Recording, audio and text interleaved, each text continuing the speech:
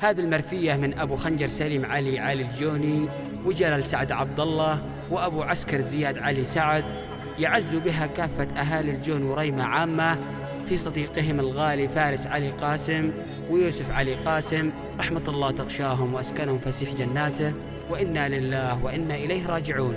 بصوت المنشد صالح اليعفري، والمنشد خالف الجبري. يا الله يا مان الملك لك، يا رحمن أنا بسألك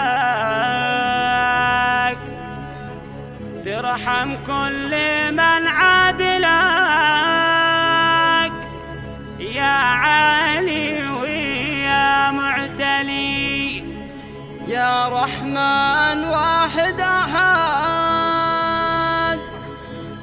يا معبود فرد صمد، لا والد ولا لك ولد، للناس اجماع كافلي.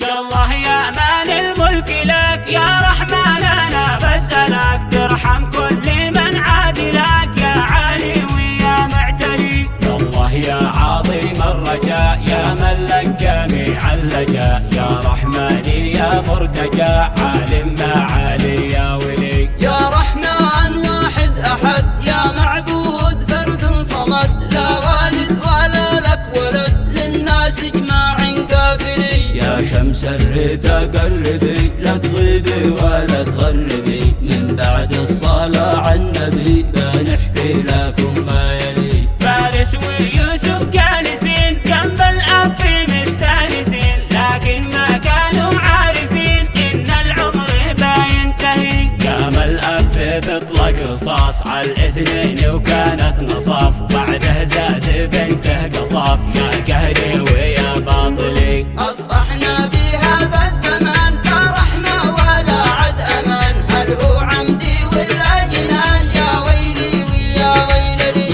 بكتب مرثية عاجلة للأسرة وللعائلة، وارسلها لكل أسرته في مزهر والجون قريتي. قم الحبرها والمداد عم الحزن كل البلاد، عشعش بالحاشا والفؤاد، لا حولي ولا حول لي. تبا يا ظروف الزمان، راهنجي علي يا رهان، همش والتعب والهوان ترميها على كاهلي. دنيا دانية يا رجال ما خلت بقلبي مجال، أمسينا على كل حال واصبحنا بموت الزولي. يا ريمه تغضب ربنا، هل هو عمدي ولا خطأ، الله بس هو عالم بها، يعلم بالذي يختفي. لكن القضاء والقدر للإخوة هو قد استقر، جاهم مثل لمح البصر لا يمهل ولا يهمل. يا ضبني على هول الرجال، فراقه لهم والعيال، والله ما خاطر لي ببال إن الأب